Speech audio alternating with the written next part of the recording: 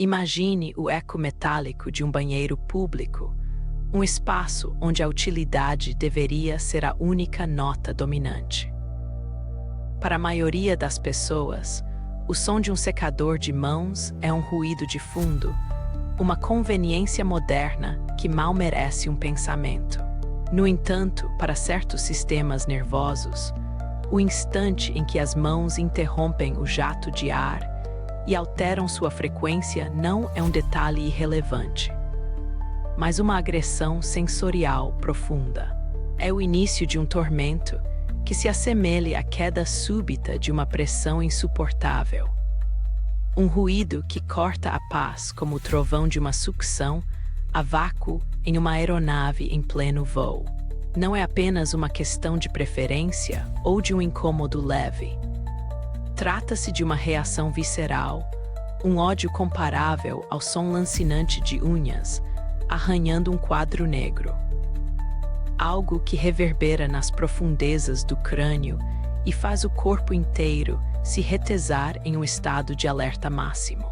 Essa sensibilidade extrema aos sons, especialmente aos sons altos, súbitos e, acima de tudo, incontroláveis, é uma janela para uma forma de existência que muitos desconhecem. Na infância, o sinal da escola, que para outros marcava a liberdade do recreio.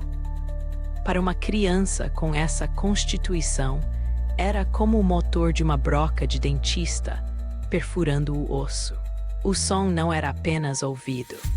Era sentido como uma dor física aguda, uma invasão que transformava o ambiente educativo em um campo de minas acústico. O pavor não vinha apenas do ruído em si, mas da imprevisibilidade de sua ocorrência. Um balão de ar, objeto de alegria e brincadeira para a maioria, tornava-se uma nuvem de dor em potencial, pairando sobre a cabeça, ameaçando explodir a qualquer momento sem aviso. É nesse estado de vigilância constante, onde o mundo é percebido como uma sucessão de ataques sensoriais, que se estabelece a base para uma compreensão muito mais profunda da mente humana e das suas variações. O que começa como um relato de aversões auditivas revela-se, gradualmente, como a ponta de um iceberg de uma realidade alternativa, onde os sentidos não são apenas ferramentas de percepção, mas filtros que podem distorcer, amplificar ou silenciar o universo ao redor. Os 5 sentidos são as únicas pontes que ligam o indivíduo ao que ele não é. Visão, audição, olfato, paladar e tato representam a totalidade da comunicação que o universo estabelece com cada ser humano. Quando esses mecanismos operam dentro de uma faixa considerada normal, assume-se que a realidade percebida é universal, uma base comum sobre a qual a sociedade é construída. Afinal, a evolução moldou esses sentidos para captar informações essenciais para a sobrevivência, permitindo uma interpretação confiável do ambiente. Mas o que acontece quando o cérebro, e não os órgãos receptores como os olhos ou os ouvidos, interpreta essas informações de uma maneira radicalmente distinta? Se a entrada sensorial é a mesma, mas o processamento central é divergente, o indivíduo passa a habitar uma realidade sensorial alternativa. Não se trata de uma escolha ou de uma imaginação fértil. É uma existência literal em um mundo diferente. No continente americano e em diversas partes da Europa, observou-se que cerca de 9 em cada 10 pessoas situadas em certas condições de desenvolvimento apresentam um ou mais transtornos sensoriais. Essa estatística não é apenas um número, mas um indicativo de uma vasta população que experimenta o cotidiano através de um filtro de dor e confusão. Há relatos de indivíduos cuja audição oscila de tal forma que as palavras de uma conversa simples soam como ruídos estáticos de um rádio mal sintonizado ou como explosões distantes. Crianças evitam espaços abertos ou quadras esportivas não por falta de interesse, mas porque o som de um placar eletrônico é uma tortura insuportável. Alguns podem encontrar dificuldade em pronunciar consoantes simplesmente porque seu processamento auditivo não as detecta, deixando-os em um mundo composto apenas por vogais fluidas e indistintas. Essa realidade alternativa não afeta apenas o indivíduo, mas reverbera por todo o seu círculo social e familiar, transformando a dinâmica de convivência em um esforço hercúleo de adaptação a um ambiente que, para muitos, é invisivelmente hostil. A complexidade dessa condição sensorial impõe desafios que vão muito além do indivíduo, alcançando o coração das famílias e dos sistemas de apoio. Para os pais, o cuidado com uma criança cujo sistema nervoso não tolera nem mesmo o movimento suave de alguém caminhando pela sala de estar torna-se um trabalho vitalício e exauriente. Atividades banais, como uma visita ao shopping, um jantar em um restaurante ou assistir ao jogo de um irmão, tornam-se impossíveis quando o ambiente provoca gritos de dor genuína. No entanto, apesar da onipresença desses sintomas, a ciência tem dedicado uma atenção surpreendentemente escassa ao tema. Durante décadas, o foco principal de pesquisadores e clínicos concentrou-se nos comportamentos sociais e nas dificuldades de comunicação, muitas vezes relegando as questões sensoriais a um segundo plano ou ignorando-as completamente. É comum que o diagnóstico dessas condições se baseie em manuais de perfis comportamentais que mudam a cada edição, assemelhando-se a um sistema de rótulos que, embora busquem categorizar, frequentemente falham em capturar a essência biológica do problema. Existe um alerta necessário para que pais, professores e terapeutas não se deixem cegar por esses rótulos, que muitas vezes são imprecisos e mutáveis. A genética por trás dessas variações cerebrais é um emaranhado complexo de pequenas alterações que controlam o desenvolvimento, onde o que se encontra em um indivíduo pode estar ausente em outro. A verdadeira questão que começa a emergir com mais força é a necessidade de olhar para além do comportamento visível e investigar a falha neuronal que gera essa percepção distorcida. A resistência em reconhecer a gravidade dos problemas sensoriais é tamanha que alguns estudiosos, apegados a visões puramente comportamentais, chegam a negar a realidade física dessas experiências, tratando-as como meras reações aprendidas ou birras, sem perceber que a pessoa pode estar se sentindo como se estivesse presa dentro de uma caixa de som em um concerto de rock de alta intensidade. À medida que a investigação sobre o processamento sensorial avança, percebe-se que a tensão entre a observação externa e a experiência interna cria um abismo de compreensão. Enquanto a maioria dos pesquisadores se preocupa em como socializar aqueles que percebem o mundo de forma diferente, eles muitas vezes esquecem que a socialização é quase impossível em um ambiente que causa dor física. Como se pode esperar que alguém aprenda a reconhecer expressões faciais ou nuances sociais se o simples ato de estar em um restaurante barulhento provoca uma descarga de adrenalina comparável a uma situação de perigo iminente? A hipersensibilidade sensorial pode ser tão debilitante que impede a participação em atividades familiares comuns e, futuramente, a inserção no mercado de trabalho. No entanto, os estudos científicos que abordam essa questão de forma empírica e sistemática são raros. Em grandes compêndios acadêmicos sobre o tema, com centenas de páginas e dezenas de artigos, é frequente encontrar apenas uma única menção às questões sensoriais. Há uma preocupação crescente com a falta de dados que classifiquem e descrevam esses sintomas de maneira clara. Muitos pesquisadores parecem carecer de uma teoria do cérebro para complementar a já famosa teoria da mente. Eles conseguem imaginar que alguém tenha dificuldade em entender pontos de vista alheios, mas falham em imaginar um mundo onde o tecido de uma roupa provoca a sensação de se estar em chamas, ou onde uma sirene soa como uma furadeira perfurando o crânio. Essa falta de empatia sensorial por parte dos estudiosos cria um ciclo de negligência, onde o sofrimento real é ignorado porque não se encaixa nas métricas sociais tradicionais.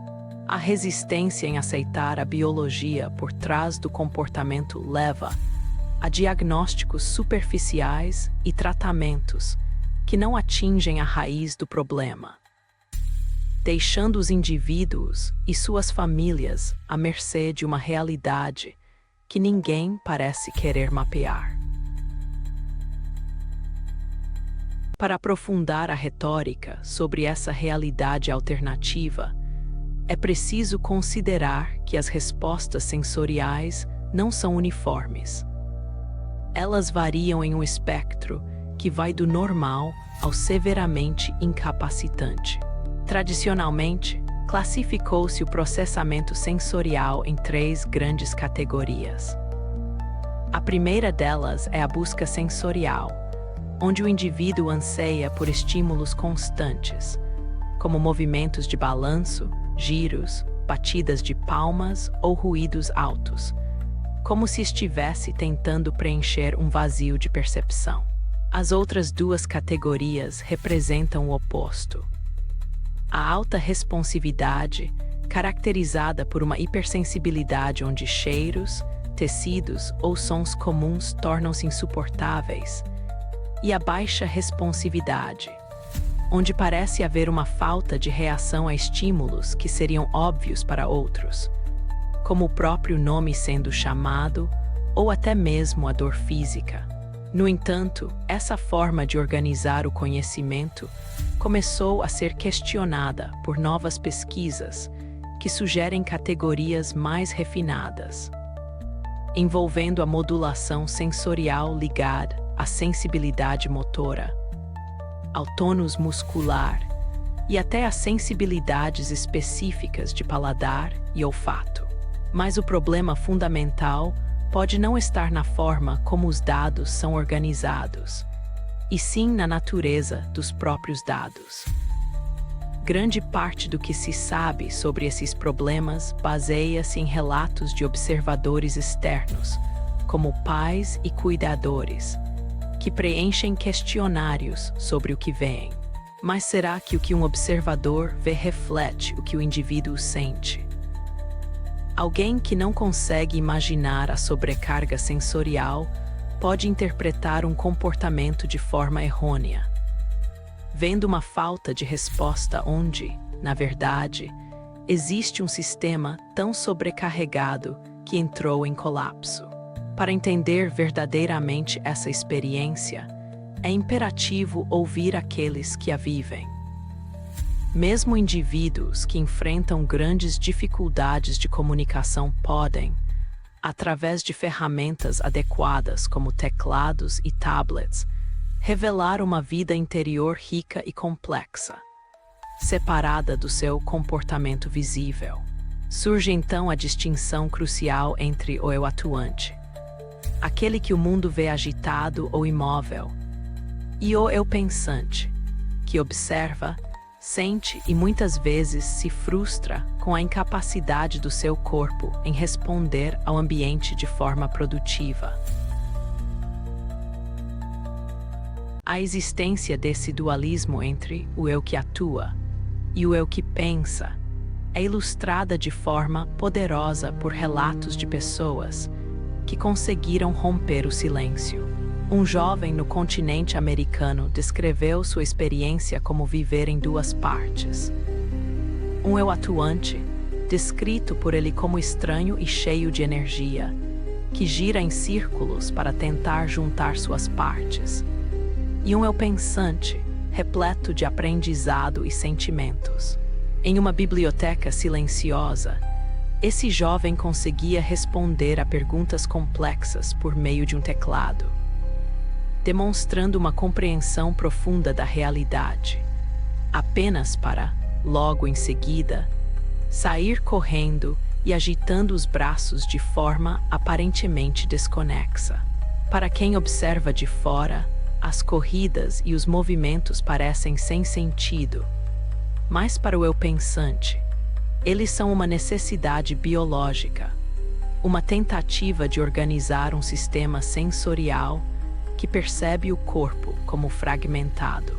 Da mesma forma, uma jovem que passou a infância sendo considerada incapaz de se comunicar revelou, ao ter acesso a um dispositivo de voz, que seu silêncio não era falta de pensamento, mas sim uma sobrecarga total de informação. Ela descreveu como, em uma cafeteria, o perfume de uma pessoa, o ruído de uma máquina de café, o toque da manga de uma roupa e o movimento de uma porta se abrindo podiam consumir sua atenção por completo, fazendo-a perder o fio de qualquer conversa social. Diante desse caos, ela poderia reagir de duas formas: fechando-se em um estado de aparente indiferença ou tendo uma explosão emocional. Para um observador externo, essas duas reações seriam classificadas em categorias opostas, baixa e alta responsividade, mas para ela, a causa era exatamente a mesma: informação demais. O cérebro recebia tantos estímulos que não conseguia processar nenhum deles de forma útil. Isso sugere que os subtipos sensoriais que a ciência tenta estabelecer podem ser, na verdade, manifestações externas variadas de um mesmo fenômeno interno de sobrecarga neuronal.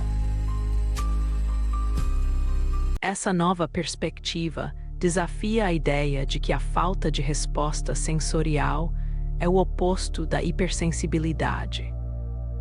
Em vez disso, ambas podem ser vistas como faces da mesma moeda, o resultado de um mundo que se torna dolorosamente intenso. Quando o processamento neuronal é excessivo, o cérebro pode optar por se fechar em um repertório pequeno de comportamentos repetitivos como uma forma de autoproteção, uma tentativa de assegurar rotina em meio ao caos de estímulos. Outra teoria sugere que, para essas pessoas, o mundo muda rápido demais. Elas não conseguem acompanhar a velocidade das interações sociais, das mudanças de luz ou da sucessão de sons, e por isso se recolhem. A lentidão observada externamente é, na verdade, o resultado de um esforço interno titânico para digerir cada objeto e cada informação, pedaço por pedaço. Há relatos de indivíduos que precisam de um tempo extraordinário para processar o que veem ou ouvem, sentindo que o tempo flui de forma diferente para eles. Para um observador, essa pessoa parece viver em câmera lenta, mas dentro da sua mente, ela está tentando desesperadamente alcançar um mundo que foge ao seu controle. A sensibilidade ao movimento pode ser tão aguda que o contato visual é evitado simplesmente porque o movimento dos olhos da outra pessoa é insuportável.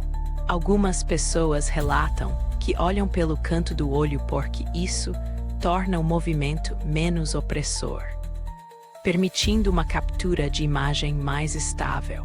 Outras descrevem a necessidade de parar o mundo ou ao menos diminuir sua velocidade, desenvolvendo estratégias como piscar rapidamente para criar um efeito de luz estroboscópica, transformando o fluxo contínuo e caótico da realidade em uma sucessão de quadros estáticos e mais fáceis de manejar. Essas estratégias, muitas vezes vistas como comportamentos disfuncionais, são, na verdade, ferramentas de sobrevivência em um ambiente que o cérebro percebe como uma tempestade constante. A revelação central que emerge desse entendimento é que o comportamento antissocial ou o isolamento podem não ser frutos de uma falta de sentimentos ou de compaixão, mas sim uma resposta a um ambiente percebido como insuportavelmente doloroso.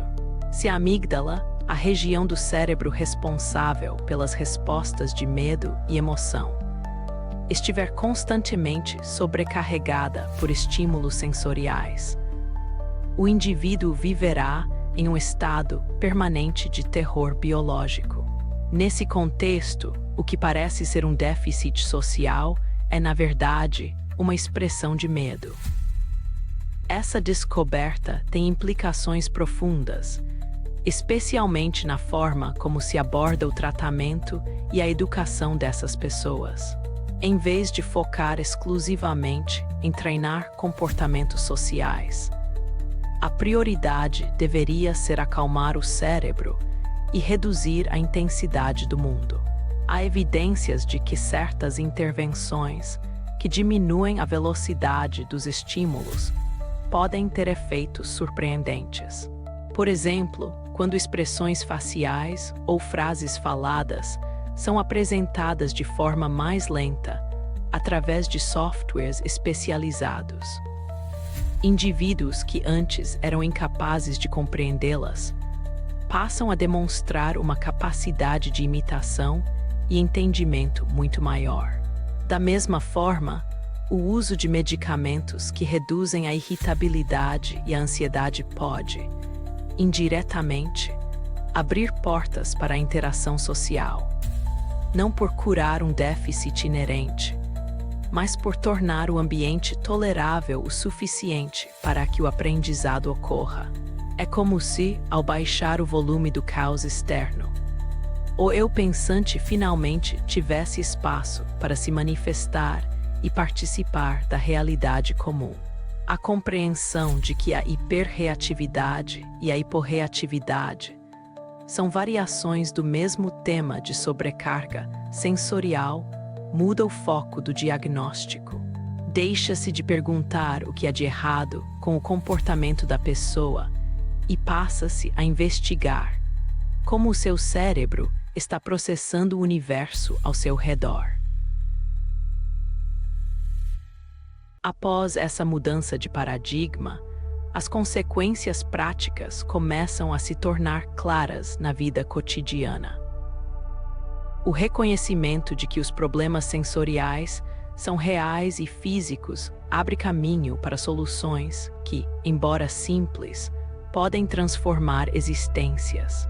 No campo da visão, por exemplo, descobriu-se que a sensibilidade à luz e ao contraste pode ser o fator oculto por trás de dificuldades escolares e de coordenação motora. Problemas como a síndrome de Irlen, onde a luz refletida no papel branco sobrecarrega o sistema visual, podem ser mitigados com o uso de lentes ou papéis coloridos. O simples ato de trocar a cor do fundo de um slide ou usar óculos com lentes rosadas ou bege pode permitir que uma criança, que antes não suportava ficar 5 minutos em um supermercado, consiga tolerar o ambiente por 1 hora.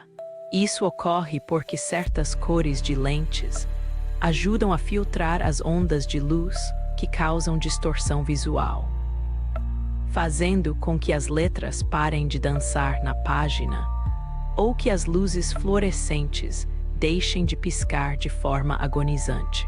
Essas luzes, que operam em ciclos imperceptíveis para a maioria, podem ser percebidas por olhos sensíveis como uma sucessão de lampejos de luz estroboscópica, causando fadiga extrema e dor. O impacto de encontrar a cor certa para o sistema visual de uma pessoa é imediato e profundo. Relatos mostram estudantes que, após anos de luta, conseguem tirar notas máximas simplesmente porque os números em um gráfico finalmente pararam de tremer. É uma demonstração clara de que o que era visto como uma limitação intelectual era, na verdade, um obstáculo sensorial puramente físico. Essa constatação traz um alívio imenso para as famílias e para os próprios indivíduos, que deixam de se sentir falhos para se perceberem como pessoas que apenas precisam de ajustes em seus filtros de percepção. No âmbito da audição, os desafios são igualmente complexos e as soluções exigem uma compreensão detalhada de como o som é processado. Identificou-se que muitas dificuldades de linguagem decorrem da incapacidade de distinguir sons de consoantes rápidas, fazendo com que palavras distintas soem de forma idêntica. A solução, muitas vezes, passa pela mesma estratégia de diminuir a velocidade da fala, permitindo que o cérebro tenha tempo para processar cada fonema.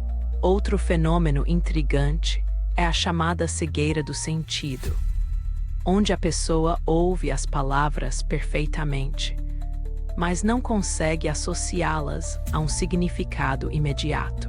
Além disso, a hipersensibilidade auditiva pode ser tão específica que sons prosaicos, como o de alguém mexendo comida em uma panela ou o latido de um cão a quarteirões de distância, tornam-se obstáculos intransponíveis para a concentração. Estudos de imagem cerebral mostram que, em certas pessoas, as áreas dedicadas à fala são menos ativadas, enquanto o córtex visual permanece estranhamente ativo durante o estímulo sonoro, sugerindo uma confusão ou uma sobreposição de sentidos que gera distração. No entanto, surge uma luz de esperança através da música. Observou-se que muitos indivíduos que não conseguem processar a fala verbal possuem uma forte responsividade ao canto. A música parece ativar áreas do cérebro que a fala comum não alcança. E terapias baseadas em ritmos e tons musicais têm demonstrado eficácia em ajudar pessoas não verbais a adquirir a fala. O treinamento que associa palavras a tons musicais e batidas de tambor pode promover a produção de fala de forma direta, mostrando que o cérebro humano possui caminhos alternativos de comunicação que podem ser explorados quando os métodos tradicionais falham. Essa conexão entre música e linguagem reforça a ideia de que o cérebro autista não é quebrado, mas sim organizado de uma forma diferente, que requer chaves específicas para ser acessado. A exploração dos sentidos estende-se ainda para o tato, o olfato e o paladar, revelando uma diversidade de experiências que desafiam a lógica convencional. A sensibilidade tátil pode transformar o uso de roupas comuns em uma tortura, onde tecidos ásperos ou etiquetas, roçando na pele, causam reações de fúria ou desespero. Curiosamente, enquanto alguns fogem do toque leve, muitos buscam uma pressão profunda e intensa, como se precisassem sentir o peso do mundo para acalmar seu próprio sistema nervoso. O uso de coletes pesados, cobertores ponderados ou massagens vigorosas pode ter um efeito dessensibilizante e calmante, ajudando a ensinar sentimentos de conforto e segurança. No campo do olfato e do paladar, as aversões muitas vezes estão ligadas à textura e à intensidade. Odores que passam despercebidos pela maioria podem causar náuseas imediatas. E texturas específicas de alimentos podem ser sentidas como algo intragável ou perigoso. Essas sensibilidades são tão reais quanto qualquer outra condição médica e exigem o mesmo nível de respeito e acomodação. Ao compilar esses relatos e dados científicos, percebe-se que a lição mais abrangente é a necessidade de mergulhar no cérebro do indivíduo para entender o significado de seus sintomas. A observação objetiva do comportamento fornece apenas metade da história. A outra metade, muitas vezes a mais importante, reside na experiência subjetiva de quem habita aquela realidade. Se quisermos realmente ajudar e integrar essas pessoas, precisamos aceitar que sua percepção do mundo é genuinamente diferente e que essa diferença não é algo a ser simplesmente corrigido, mas compreendido e respeitado em sua complexidade biológica. A jornada pelo cérebro autista e suas peculiaridades sensoriais nos leva a uma conclusão reflexiva sobre a natureza da realidade humana. Fica claro que vivemos em um mundo construído para uma média estatística de percepção, e que aqueles que se desviam dessa norma enfrentam não apenas desafios biológicos, mas também a barreira da incompreensão social. Repensar o cérebro autista significa abandonar a visão focada apenas no eu atuante e nos comportamentos visíveis, para valorizar e buscar o eu pensante que reside dentro de cada indivíduo. Quando paramos de ver as crises, os isolamentos ou as buscas sensoriais como comportamentos a serem suprimidos e passamos a vê-los como respostas lógicas a um sistema nervoso sobrecarregado, mudamos radicalmente nossa forma de interagir. A verdadeira inclusão não vem de forçar o indivíduo a se adaptar ao mundo que o agride, mas de ajustar esse mundo para que ele seja habitável para todos, seja através de um par de lentes coloridas, de um ambiente mais silencioso ou de uma fala mais pausada. Pequenos ajustes podem abrir portas para talentos e perspectivas que, de outra forma, permaneceriam trancados no silêncio. No final, a compreensão da diversidade sensorial nos ensina que a realidade é uma construção pessoal e que cada cérebro é um universo único, processando a sinfonia da existência de sua própria maneira. Ao respeitarmos essas diferentes formas de sentir e perceber, não apenas ajudamos os que estão no espectro, mas também expandimos nossa própria compreensão do que significa ser humano, lembrando-nos de que a empatia começa pelo reconhecimento da realidade do outro, por mais alternativa que ela possa parecer.